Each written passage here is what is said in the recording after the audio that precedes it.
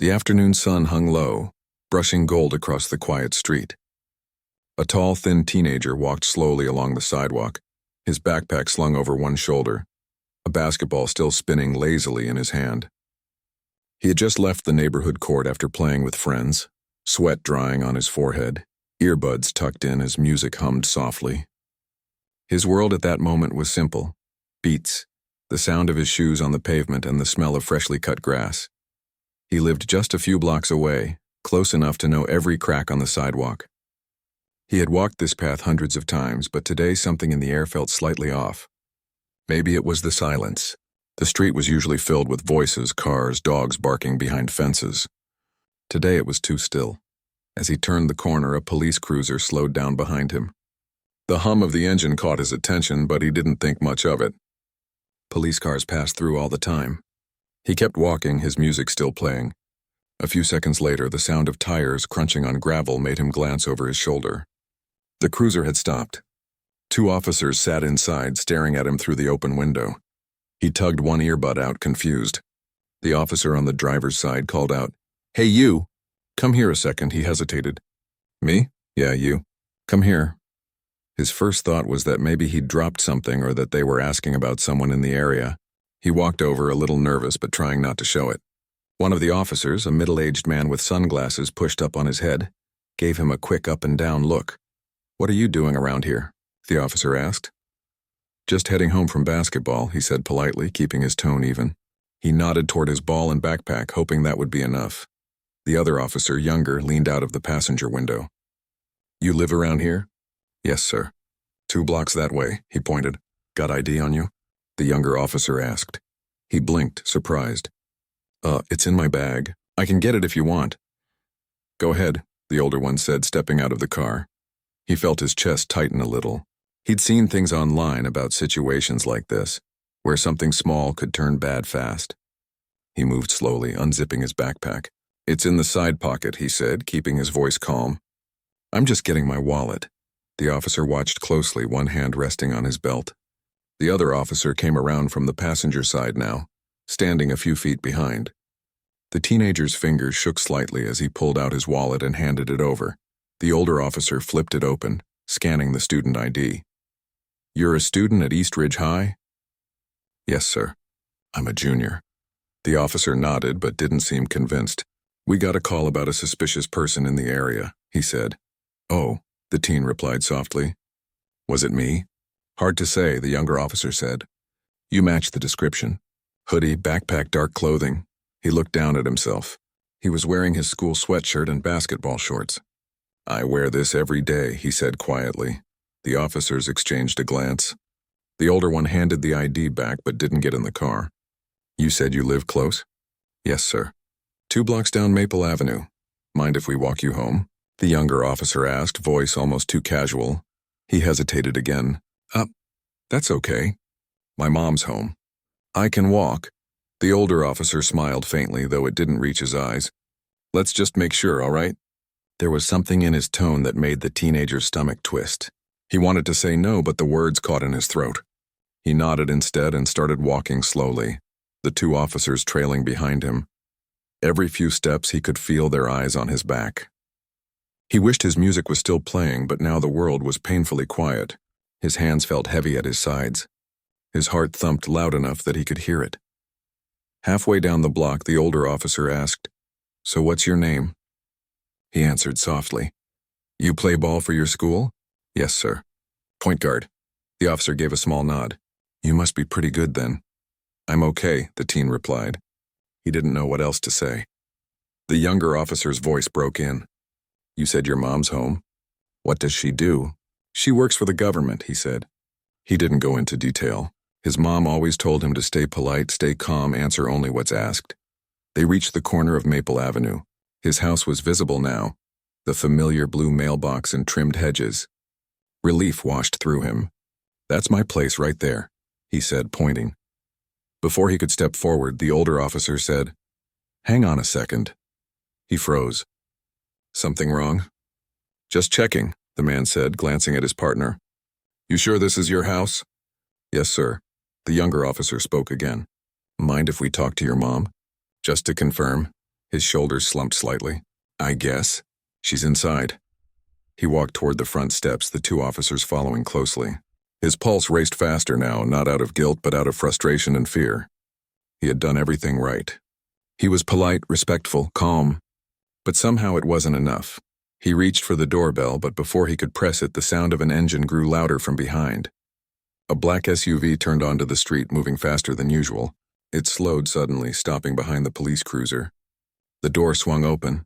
A woman stepped out, her stride sharp, confident, and full of purpose. She wore dark slacks, a navy jacket with 3 yellow letters on the front, FBI. Her voice was calm but firm as she called out, "What's going on here?" Both officers turned, startled. The older one straightened up. "Ma'am, we were just—" "That's my son," she said, her eyes fixed on the boy who looked both relieved and shaken. She walked up quickly, standing between him and the officers. "Is there a reason 2 armed officers are following a child to his own house?" The older officer stammered. "We got a report of a suspicious person in the area." "We were just verifying." "Suspicious person?" she repeated, her tone razor sharp. "He's wearing a school sweatshirt and carrying a basketball." "That's your suspicious person?" The officers froze, glancing at each other. The street was quiet again, but the energy had shifted completely. Neighbors peeked from behind curtains. The teenager stood behind his mother, unsure whether to speak or stay silent. She continued, "You didn't think to ask dispatch who lives here before tailing him down the street?" The younger officer tried to respond. "Ma'am, we didn't mean what?" she said, her voice still controlled but colder now. "Didn't mean to scare a kid who did nothing wrong." The older officer opened his mouth, then closed it again. His posture had changed completely. Shoulders tense, hands at his sides, eyes down. The woman turned to her son briefly. "You okay?" He nodded slowly. "Yeah." She took a deep breath, then looked back at the officers. "I'm Special Agent Brooks, FBI, and unless you have probable cause, this stop is over. Now." Silence. The younger officer shifted awkwardly. The older one finally spoke, voice small. "Yes, ma'am." "Understood." The woman didn't move until they got back into their cruiser and drove off slowly, leaving the street eerily quiet again. She turned to her son, her expression softening. "You all right, sweetheart?" He nodded again, though his voice trembled slightly. "Yeah, I was just walking home." She sighed deeply, placing a hand on his shoulder. "You shouldn't have to be scared walking home." He looked at her, the strong, confident woman everyone respected, the mother who could handle any situation, and for the first time, he saw how worried she really was. They stood there for a moment in silence. The ball rolled slowly from his hand, bumping against the step. The sound was small but heavy in the still air. "Let's go inside," she said softly. He nodded and followed her through the front door. Inside, everything felt the same. The family photos, the faint smell of dinner from earlier. But somehow it didn't feel as safe as before. He dropped his backpack by the door and sat down on the couch, still trying to process what had just happened. His mother stood quietly for a moment, then finally said, "You did everything right."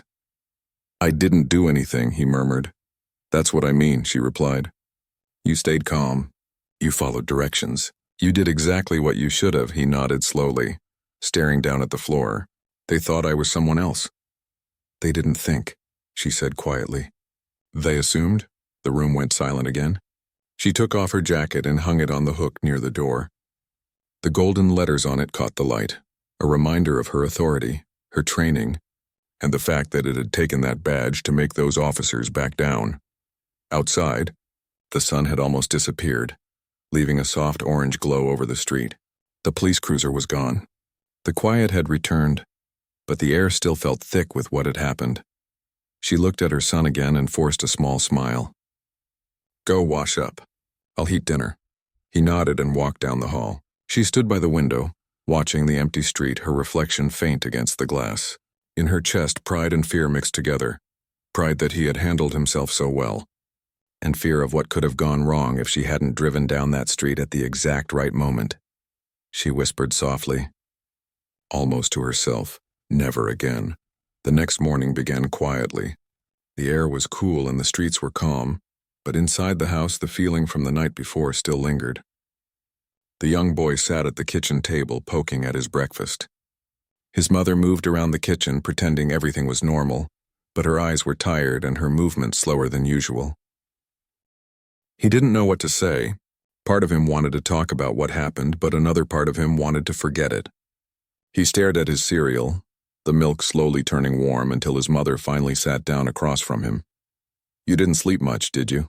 she asked gently. He shook his head. "Not really," she nodded. "I didn't either." They sat in silence for a moment. The only sound was the faint ticking of the wall clock. Finally, she said, "I know last night was scary. But you did nothing wrong." "I know," he said softly. "It just felt wrong. Like they didn't see me. Just someone they thought I was." She looked at him for a long moment, then sighed. "That's the hardest part to understand. Sometimes people see what they expect to see, not what's in front of them." He nodded but didn't respond. His mother reached across the table and gently touched his hand. "What matters is that you're safe. But I also need you to know this wasn't your fault." He gave a small nod, though his chest still felt heavy. "It's just hard not to think about what could have happened if you hadn't shown up." Her hand tightened slightly. "I know," she said quietly. "And I think about that too." They both sat there for a while, lost in their own thoughts. The morning light coming through the window made the kitchen glow softly, but it didn't warm the unease in the room. After breakfast, his mother drove him to school. Usually their drives were filled with music or small jokes. Today it was mostly silence. When they pulled up in front of the school, he hesitated before opening the door. "Mom," he said quietly, "do you think they'll get in trouble?" She looked at him. "There will be an investigation. I made sure of that. Will they lose their jobs?" "I don't know," she said honestly. "But they'll have to answer for their actions." He nodded and slowly got out of the car. Before he shut the door, she added, "Remember, don't carry this alone. Talk if you need to." "I will," he said, though he wasn't sure if he meant it.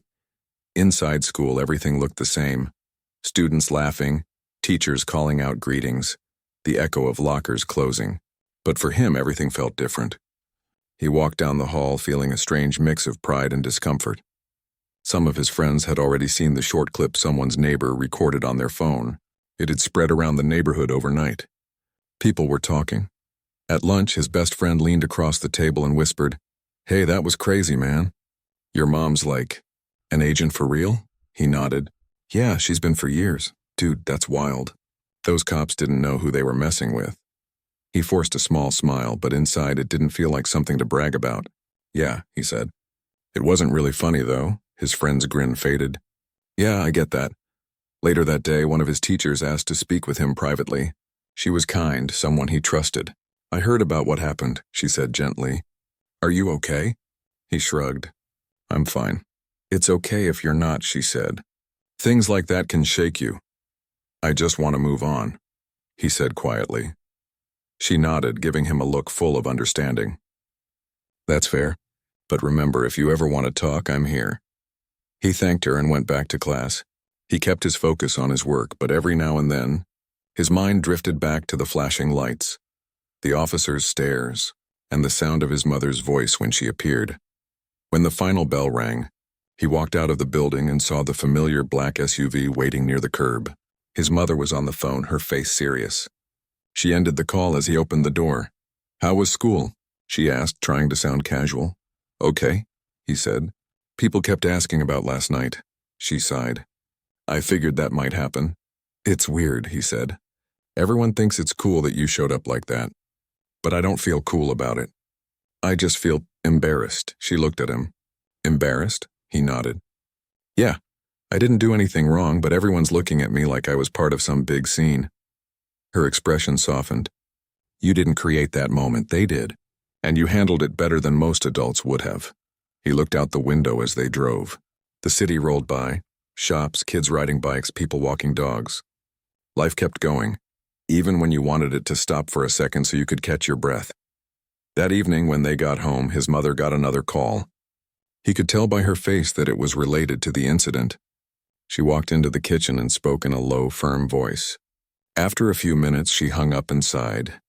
"Internal Affairs reached out," she said finally.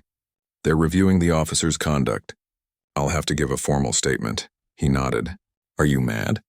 She hesitated. "I'm more disappointed than angry. I've worked with good officers, people who take the badge seriously. And then you have others who let bias control their judgment. It hurts the whole system. He thought for a moment. Do you think they'll change?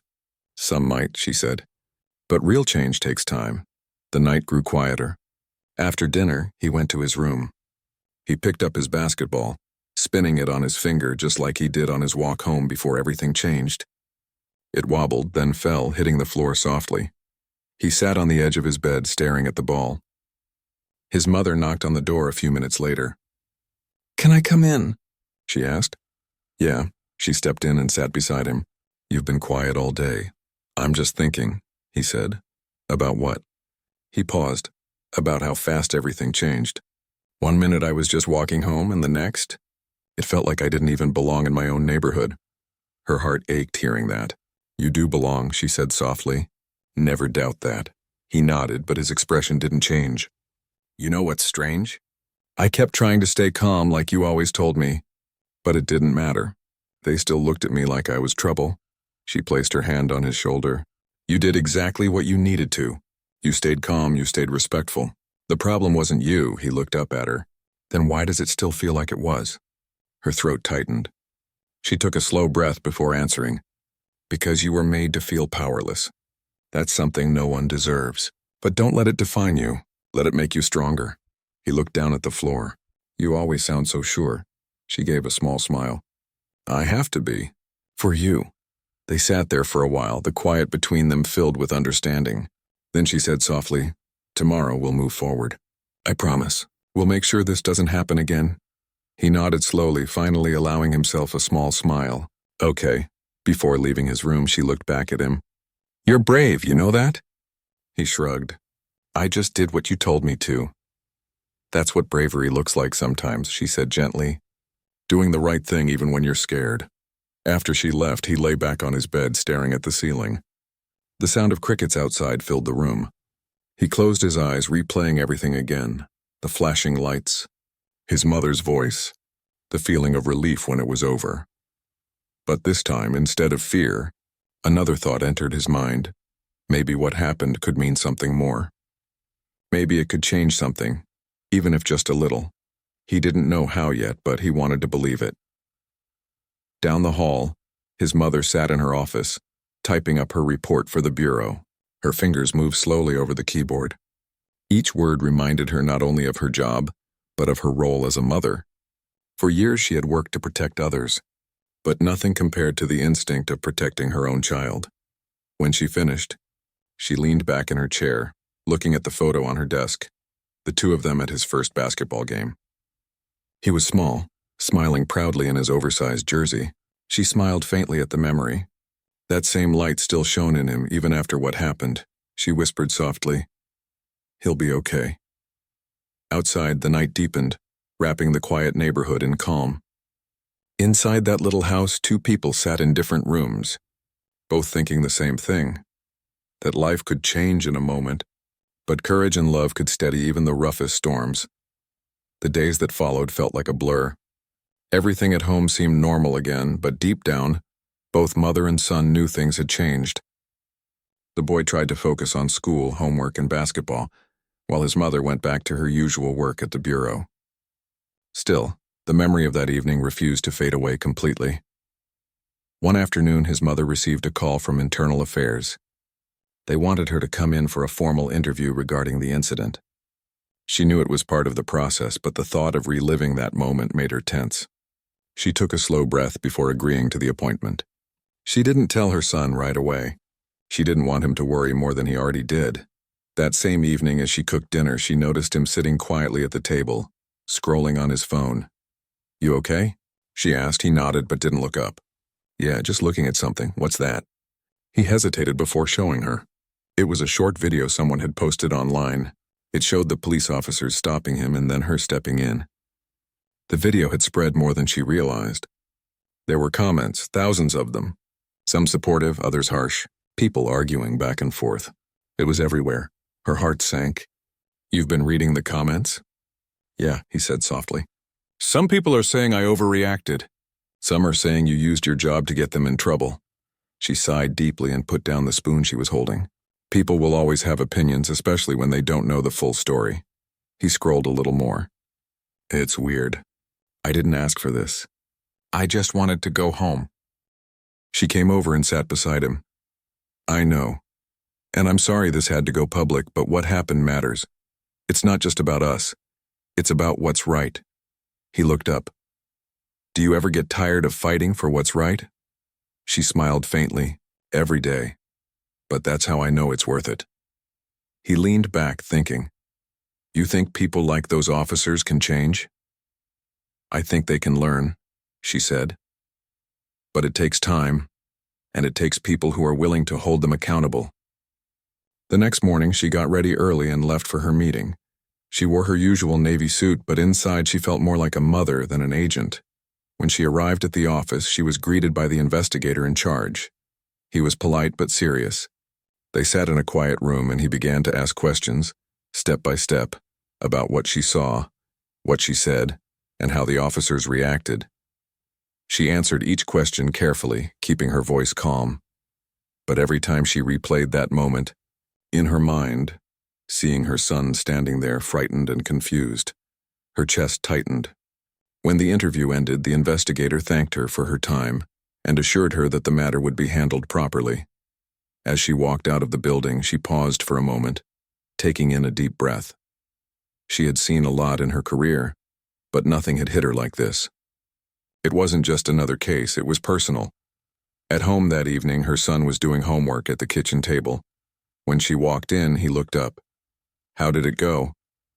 It went fine, she said, setting her bag down. They asked a lot of questions, but I told them the truth. That's all that matters. He nodded. You think anything will change? I hope so, she said softly. That's all we can do. Hope and keep pushing. Dinner that night was quiet. The air between them was gentle but full of unspoken thoughts. After they ate, they sat on the couch together watching a movie. For a while, it felt normal again. She glanced at him and smiled when he laughed at something on screen. That small sound was enough to remind her why she fought so hard. The following weekend, the boy had a basketball game. His mother promised she'd be there no matter what. When she arrived at the school gym, the crowd was lively and warm. Parents clapped and cheered. The sound of sneakers echoed on the polished floor, and the smell of popcorn filled the air. When her son spotted her in the stands, he gave a quick grin. It was the first time in days that he looked completely at ease. He played with focus and confidence, moving gracefully up and down the court. Every time he scored, she clapped proudly, her heart swelling with joy. After the game, as they walked to the car, a man approached them. He wore casual clothes but had a badge clipped to his belt. Agent Brooks, he said politely. She turned, slightly guarded. Yes? I'm Sergeant Miller from the precinct. I wanted to speak with you for a moment, off the record. Her son looked at her nervously, but she nodded. Sure. What's this about? He lowered his voice. I heard about what happened. I just wanted to say I'm sorry for how those officers handled it. They've been put on temporary leave while we review the case. She studied his face for a moment. He seemed sincere. Thank you for saying that, she said. I appreciate it. I also wanted you to know, he continued, that not everyone in uniform agrees with how things were done. Some of us want to make sure this kind of thing doesn't keep happening. Her expression softened. Then I hope you're serious about that, Sergeant, because talk isn't enough. He nodded. I am, I promise. After he left, her son exhaled. That was unexpected. She smiled slightly. Yeah, but maybe it's a good sign. The next few days moved quietly. The story began to fade from people's conversations. The video stopped trending. Life returned to its usual rhythm. But, inside their home, both of them had changed in ways that couldn't be undone. One evening, her son sat by the window watching the sunset. The sky was painted in shades of orange and pink. His mother joined him, holding 2 cups of hot chocolate. She handed him one and sat beside him. It's been a long few weeks, she said softly. He nodded. Yeah. It feels like everything slowed down. That's not always a bad thing, she said. Sometimes slowing down helps us see things clearly. He took a sip and looked at her. Do you ever wish you didn't have to be so strong all the time? She smiled. More often than you think. But I do it because I have to. For you, and for what's right. He leaned his head against the window. I think I get it now. It's not about being angry. It's about standing up for what matters. She smiled warmly. Exactly. They sat in silence for a while, watching the last bit of light fade from the sky. The world outside was calm again, but they both knew calm didn't always mean peace. Still, there was hope, the quiet kind that grows slowly but stays steady. That night, before bed, he opened his journal and started writing. He didn't write often, but tonight felt different. He wanted to capture what he was feeling. Not the fear or the anger, but the understanding that came after. He wrote about how easy it was for people to misunderstand each other, and how important it was to speak up without hate. He ended the page with a simple line. Maybe change starts when someone finally listens. Down the hall, his mother sat at her desk, reading a message from the bureau. The investigation was officially closed. The report said the officers involved would undergo additional training and be reassigned. It wasn't the justice she wanted, but it was a start. She closed her laptop, leaned back, and let out a deep breath. It wasn't over. Not really. But at least it was moving in the right direction. Before going to bed, she peeked into her son's room. He was already asleep, his notebook still open on the desk. She smiled softly, walked in, and closed it gently. Her eyes lingered on the cover, plain, simple, but full of the thoughts of a boy who had seen too much too soon. She whispered, "You're stronger than you know." Then she turned off the light and stepped out of the room, feeling a quiet peace settle over her for the first time in weeks. Outside, the stars glimmered faintly above the neighborhood. The same streets, the same houses, but everything felt a little different now, as if the world itself had shifted slightly, learning like they had to see more clearly. The next few weeks passed quietly, though the calm felt uncertain. The air at home was lighter, but the weight of what had happened still lingered. The boy went to school as usual, and his mother returned to work, but both of them carried a new kind of awareness wherever they went. At the bureau, his mother was focused, but her co-workers could sense something had changed in her. She moved with her usual confidence, but her eyes sometimes drifted, lost in thought. During meetings, when discussions about fairness or law enforcement came up, she spoke with a little more emotion than before. Her colleagues respected her deeply, and no one questioned her dedication, but she knew they had seen the viral video too. One afternoon, as she was leaving her office, her supervisor called her in.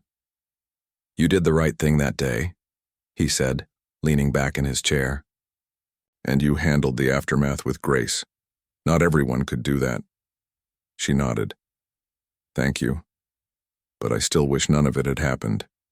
He sighed. "I know. But sometimes things like this open doors. I've been asked to send someone to speak at a community forum about trust between officers and citizens. I think you'd be the right person for it."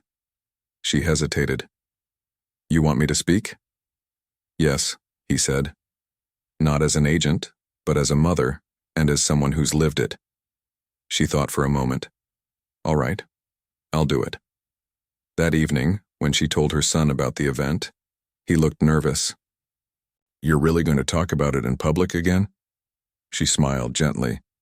"Yes, but this time on my terms. Maybe if people hear the story from me, they'll understand it differently." He nodded slowly. "Can I come?" "Of course," she said. "You should." The night of the forum arrived a few days later. The event was held at the local community center, a bright open space filled with rows of chairs. People from the neighborhood came, along with a few police officers and reporters. The room buzzed with quiet conversation. Her son sat in the front row, fidgeting a little, but when his mother walked up to the microphone, he straightened in his seat. She looked out over the crowd and took a steady breath. "A few weeks ago," she began, "something happened that changed the way I see both sides of the badge. My son was stopped by police on his way home from practice. I arrived just in time to see what could have turned into something much worse. It was a moment I'll never forget. The room fell silent. I've worked in law enforcement for over a decade, she continued. I believe in justice. I believe in protecting people. But I also believe that sometimes we forget what that really means. We forget that every person we stop, every person we question, is human first. She looked toward her son. That day I wasn't an agent. I was a mother, and all I wanted was for my son to be safe. Her voice stayed calm, but the words carried weight. People listened closely, not because of her title, but because they could feel the honesty behind her tone. After the forum, people came up to thank her for speaking. Some shared their own stories, quiet and emotional. A few police officers approached her too, saying they wanted to do better. One of them said, "I've never thought about it that way, seeing it from your side. Thank you for making me think." On the way home, her son looked out the window. "You were amazing," he said quietly. She smiled. "Thank you." "I just told the truth," he nodded. "It made people listen. That's something." In the following days, the community started small discussions in schools and churches about what had happened. People who had never spoken to each other before were now sitting down and talking. It wasn't perfect and not everyone agreed, but something had shifted. At home, life started to feel more peaceful. The boy focused on his schoolwork and basketball again, though he now saw the world a little differently. He had started to write more often, little notes about what fairness meant, what respect looked like, and what it felt like to be truly seen. Sometimes he left a few pages on the kitchen table, and his mother would read them with a quiet smile. One night, as they sat on the porch, he asked, "Do you think things really change? Like for good?" She looked out at the streetlight glowing softly in the distance. "Change doesn't happen all at once," she said. "It happens bit by bit. Every time someone speaks, listens, or chooses kindness instead of anger, that's change." He nodded thoughtfully. "Then I guess we just have to keep trying." "That's right," she said with a warm smile. "We keep trying." A few days later, she received an unexpected email from the police department. They wanted to set up a joint workshop between officers and community members to discuss better communication. They invited her to be one of the facilitators. She hesitated before responding. It was one thing to talk about what happened. It was another to sit down with officers again. But she knew this was an opportunity to turn a painful memory into something meaningful. She accepted. The first meeting was held in the same precinct where the two officers from that day had once worked. Walking through those doors brought back memories, but she stayed composed. The room was filled with uniformed officers on one side and community members on the other. There was tension at first, but she started the session with something simple. "Let's begin with why we're here," she said. "Not to point fingers, but to understand. We can't build trust if we don't see each other as people first." Slowly, people began to open up. One officer talked about fear and pressure during patrols. A resident spoke about what it felt like to be judged before even saying a word. Her son, who had come to watch, listened quietly from the back. The conversations were hard but honest. By the end of the evening, there were handshakes, some hesitant but real. When they got home, her son smiled. That was different. People were actually talking. She nodded. That's what it takes, like small steps. The next few months brought more community meetings, new friendships, and moments of reflection. The mother found herself invited to schools and town halls to share her story. She spoke with students about courage and empathy. Each time she told them the same thing, that true strength comes not from fear or anger, but from understanding and respect. Her son sometimes joined her, sitting quietly in the front row, proud but still humble. After one event, a teacher came up to him and said, "Your mother's words are powerful, but you're brave too, for living through it and letting people learn from your story."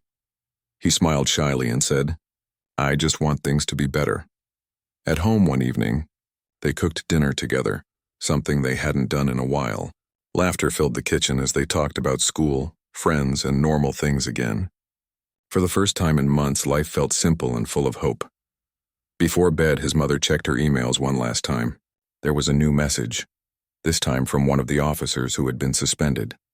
It read, "I wanted to apologize personally. I've been taking new training courses and I've learned a lot. I realize now how my actions looked that day. I can't undo it, but I wanted to say I'm sorry."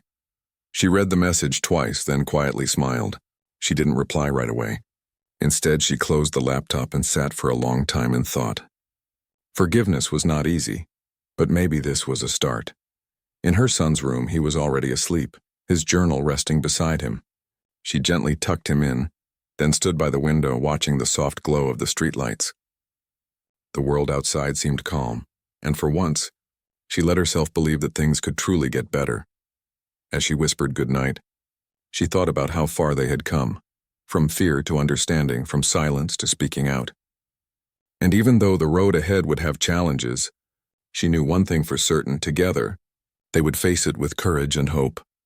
Morning sunlight filtered softly through the curtains, warming the quiet house. The sound of a kettle whistling drifted through the kitchen as the woman poured tea into 2 cups. Her son sat at the table, flipping through a notebook filled with handwritten pages. It had been a few months since that day, but their lives were different now. Not perfect, not completely healed, but better. He had changed in small ways. He walked a little taller, spoke with more confidence, and smiled more often. The fear that once filled his eyes had turned into something steadier: awareness, strength, and purpose. His mother noticed. She often found him reading late into the night, writing thoughts or researching things he wanted to understand better: fairness, equality, justice, and empathy. He had grown older in those few months, not just in age, but in understanding. "Are you ready for today?" she asked, setting his cup in front of him. He looked up and nodded slowly. "Yeah, I think so. I've been working on my speech all week," she smiled. "You'll do great. Just speak from your heart. That's what people will remember." That afternoon, the local community center was hosting an event for youth leadership. Students from nearby schools had been invited to share stories that inspired them, or moments that changed their lives. The boy had been asked to speak. It wasn't easy to agree at first, but something in him knew it was important. When they arrived, the room was filled with students, teachers, and parents. The air buzzed with soft conversation and laughter. His mother sat quietly in the second row, watching him as he waited for his turn. She could tell he was nervous, his fingers tapping lightly against his notes, his foot moving in rhythm on the floor. But there was also calm determination in his face. When his name was called, he stood and walked to the microphone. The room fell quiet. He took a deep breath and began, his voice low but steady. "A few months ago, something happened that changed how I see the world," he said. "It was just a regular afternoon. I was walking home thinking about basketball practice and homework. But that day didn't end the way I expected." He paused, looking down for a moment, then lifted his eyes toward the crowd. "2 police officers stopped me on my way home. I didn't understand why. I wasn't doing anything wrong. They said I looked suspicious. I tried to explain who I was, but they didn't really listen." A few people in the audience shifted uncomfortably. His voice didn't carry anger and only quiet honesty. "I was scared. I remembered what my mom always told me: to stay calm, to speak politely, to never run. I did everything right, but I still felt invisible. I didn't know what would happen next. Then suddenly my mom showed up. She's an agent with the bureau. When she showed her badge, everything changed." He paused again, his tone softening. "That day taught me something. It showed me how different life can look depending on who people think you are. My mom's badge made the officers stop, but what if she hadn't been there? What if someone else's mom couldn't show a badge like that? That's what I think about most." The room was silent. "I'm not angry anymore," he continued. "I just want people to see that we can do better. We can treat people fairly, no matter what they look like or where they're from. Because we all want the same thing. We all want to go home safe." He looked down at his notes but didn't read from them. He spoke from his heart. "My mom told me something after that day. She said change starts with small steps, with people who care enough to speak up, listen, and keep trying even when it's hard. I think she's right. I'm still learning, but I believe we can make a difference. One person, one voice, one story at a time." When he finished, the audience sat quiet for a moment before the applause began. Soft at first, then stronger. His mother wiped a tear from her eye but smiled proudly. Afterward, several teachers and students came up to shake his hand. One teacher said, "That took courage. Thank you for sharing your story." Another added, "You reminded us what it means to listen." His mother hugged him tightly. You did beautifully, she whispered. Thanks, he said with a small smile. It felt good to say it out loud. On the drive home, they talked about the people who had come up to him, the things they had said, and how it felt to be heard. The sun was setting behind the trees, painting the sky in orange and pink. For the first time in a long time, they both felt peaceful. That night after dinner, the boy sat at his desk writing in his notebook again. His mother passed by the doorway, smiling as she watched him scribble thoughts across the page. What are you writing about this time? She asked. He looked up. About today and how it felt to tell my story. She nodded. Keep writing. Your words matter. I will, he said softly. Weeks turned into months. Life settled into its quiet rhythm again, but the changes stayed. The local police department continued its workshops with community members, and she was often asked to help lead them. Each meeting brought new conversations, not always easy but honest. One afternoon, she received a call from a nearby high school asking if she and her son would speak together at an assembly about community and respect. She looked at the phone for a long moment before answering. We'd be honored, she said. When she told him about it, he grinned. Both of us, huh? Guess I'll have to write another speech. You'll do great, she said. At the school event, the gymnasium was packed. Rows of students sat on bleachers, whispering and laughing. When the two of them walked out onto the stage, the crowd quieted down. The woman spoke first, sharing her side of the story. The fear she felt that day, the moment she saw her son on the ground, and how it changed her as both an officer and a mother. Then he spoke. He talked about the importance of understanding, about looking beyond uniforms and appearances, about seeing people for who they are, not what they seem to be. His words were simple, but they carried meaning. When they finished, the students clapped and cheered. Some even stood up. Afterward, several came up to talk, sharing their own thoughts and experiences. It wasn't just a talk. It had become a connection. On the way home, his mother said, You're turning into quite the speaker. He laughed. Maybe, but I think people just want to feel heard. She smiled. That's exactly why they listen to you. The months continued to pass, and the memory of that frightening day faded into something else. Not just a moment of fear, but a turning point. A story that carried meaning, that reminded others of what compassion and understanding could do. One quiet evening, they sat together on the porch again. The air was cool and the crickets hummed in the grass. The streetlights glowed softly, just as they had on that night months ago. He leaned back in his chair and looked up at the stars. Mom, he said softly, do you think we really made a difference? She looked at him for a long moment before answering. Yes, she said simply. Because even if it helped one person think differently, that's enough. He nodded. Then maybe that's all it takes, and one person at a time. She smiled and placed her hand on his shoulder. Exactly. That's how real change begins.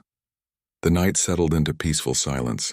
The world outside was quiet, calm, almost still. Inside the house, the light from the porch spilled softly through the doorway, falling across the kitchen table where his old notebook lay open. Pages filled with words, thoughts and hopes for a better tomorrow. He didn't know what the future held, but he knew one thing for sure: he would keep speaking, keep writing, and keep believing. Because he had seen what understanding could do, how it could turn fear into empathy, and silence into something powerful. And his mother, sitting beside him, felt the same. She had spent her life enforcing the law, but now she understood something deeper, that true justice was about humanity, about seeing and protecting every life equally. The world was far from perfect, but that night, as the stars shimmered above their quiet street, both of them felt something they hadn't felt in a long time: hope. And in that soft, peaceful moment, they knew their story wasn't ending. It was only beginning.